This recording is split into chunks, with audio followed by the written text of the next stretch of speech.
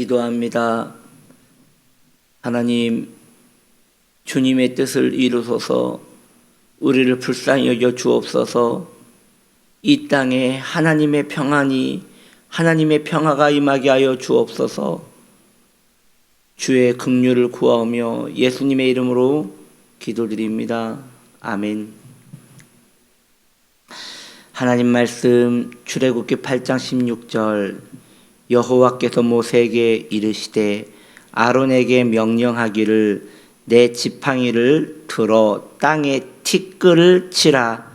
그것이 온 땅에서 이가 되리라. 아멘. 오늘 말씀은 이 재앙입니다. 이 재앙입니다. 세 번째 재앙. 이 재앙은 경고 없이 바로 그 재앙이 애굽 땅에 내려집니다. 이번에는 경고가 없습니다. 모세가 바로를 찾아가서 이번에도 말을 듣지 아니하면 이런 재앙이 올 것입니다라고 이야기를 피재앙과 개구리 재앙 때는 이야기했는데, 이 재앙 때는 경고 없이 바로 재앙이 내려옵니다. 공의 하나님이 언제까지 기다리시기만 하는 것이 아님을 우리는 알아야 합니다. 하나님께서는 길이 참으시고 오래 참으시지만 우리 하나님은 공의의 하나님이시기에 이제 때가 될 때에는 심판을 행하시는 것입니다. 늘 밟고 다니던 땅의 그 고운 흙, 그 티끌이 이제 이로 변하여 사람의 몸을 올라타게 되었으며 진절이 나게 괴롭히는 그러한 생명체가 되었습니다. 피재앙과 개구리 재앙과 차원이 다르지요. 그것들은 사람에게 직접적인 고통을 가져다 주지 않았거든요. 징그럽고 불편하기만 했지 직접적인 타격은 주지 않았지만, 이번에 이 재앙은 실제적으로 사람에게 고통을 주므로 직접적 타격을 주는 재앙으로 바뀐 것입니다. 흙이 이가 된 사건에서 우리는 아담의 사건을 떠올릴 수 있습니다. 아담이 죄와 손을 잡았을 때에 선악과를 먹고 죄가 이 세상에 침투한 후에 그는 저주를 받았습니다. 그때 받은 저주는 이렇습니다. 땅은 너로 말미암아 저주를 받을 것이다. 즉 아담으로 말미암아 땅이 저주를 받았다는 것이지요. 그리고 또한 너는 흙이니 다시 너는 흙으로 돌아갈지니라 라고 하면서 아담 또한 저주를 받았습니다. 땅이 저주를 받았고 아담도 그 저주가 되는 땅으로 돌아간다니, 이것이 돌고 도는 그 저주가 된 것이지요. 그런데 이제 그 흙이 사람을 괴롭히는 이가 되었다고 오늘 말씀은 이야기하고 있는 것이에요. 하나님을 떠난 자들에게는 아담의 저주가 그대로 임하는 것임을 우리는 알 수 있습니다. 땅은 너로 말미암아 저주를 받는다고 하였습니다. 아담이 그 저주를 받았지요. 마찬가지로 애굽의 땅이 이가 된 것은 애굽인의 완악한 죄로 말미암아 그렇게 된 것입니다. 땅이 사람으로 말미암아 저주를 받는 것이고 애굽인이 완악함으로 애굽 땅이 저주를 받은 것이지요. 그리고 그들은 결국 고통 가운데 괴로워하다가 결국 죽어 의미 없는 흙이 될 것이니, 이 또한 하나님을 떠난 모든 인생이 받는 저주인 것입니다. 본질상 우리 인간은 하나님의 진노 가운데 놓여져 있음을 알아야 합니다. 하나님의 자비하심이 아니라면 우리는 결국 이와 같이 괴롭히고 또한 괴롭힘을 당하는 그런 악한 존재로, 무력한 존재로 살 수밖에 없는 것임을 우리는 알아야 하는 것입니다. 이번에는 또 술사들이 이 재앙을 따라하려 했습니다. 그러나 따라하지 못했습니다. 그리고 그들은 이것은 하나님의 권능이니다 라고 말하며 하나님의 권위에 이제야 굴복하며 영광을 돌립니다.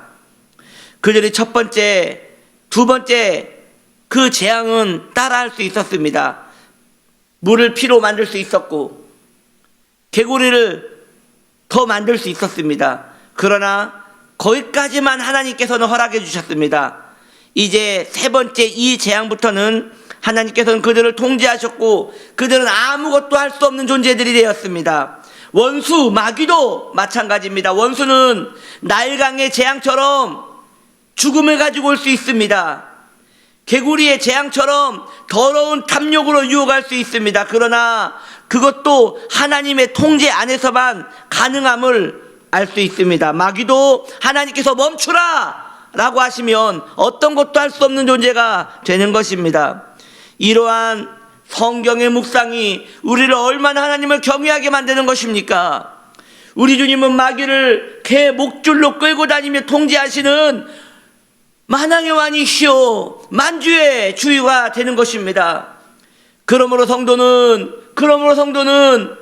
아무것도 할 수 없는 상황 가운데서도 너무 염려하고 너무 근심하는 일은 하지 말아야겠습니다. 이 세상 모든 것이 하나님의 통제 아래에 있습니다. 우리의 아버지이신 하나님의 통제 아래에 있습니다. 우리에게 일어나 모든 어려운 일은 하나님께는 어려운 일이 아닌 것이에요. 결국 주님 안에 있는 것이니 우리는 안전합니다. 주님께서 도와주실 것이며 보호하고 계시는 것입니다. 우리는 이제 이 재앙을 통하여 우리 예수님의 행적도 쫓아가 살펴볼 수 있을 것입니다. 요한복음 8장에 보면 가늠하다 잡혀온 여인이 나옵니다. 그 여인은 이제 돌에 맞아 죽을 위기에 놓여져 있었습니다. 주님의 원수들은 이 일을 즐거워하였고 그 일로 이 여자를 죽이는 것으로만 만족하지 않고 이 일에 우리 주님을 엮어서 공경에 빠지게 하기를 원했습니다. 그러나 우리 주님은 그들의 악한 그 계략에 휘말리지 않으시고 그 자리에서 웅크리십니다. 앉으십니다. 손가락으로 땅에 무엇인가를 쓰기 시작합니다. 그리고 일어나시어 말씀하십니다. 누구든지 죄 없는 자가 이 여인을 돌로 치라 할 때 그곳에 있던 모든 주님의 원수들은 모두 들고 있던 돌을 두둑두둑 땅에 떨어뜨리며 이제 버리고 떠나가던 것입니다. 그들이 그렇게 할 수밖에 없었던 이유는 그 티끌에 글을 쓰신 그 손가락이 바로 하나님의 손가락이었기 때문입니다. 하나님이신 우리 주님을 찬양합니다. 오늘도 티끌과 같은 우리 인생에 주님께서 그의 손가락으로 우리에게 글을 써주시고 계십니다.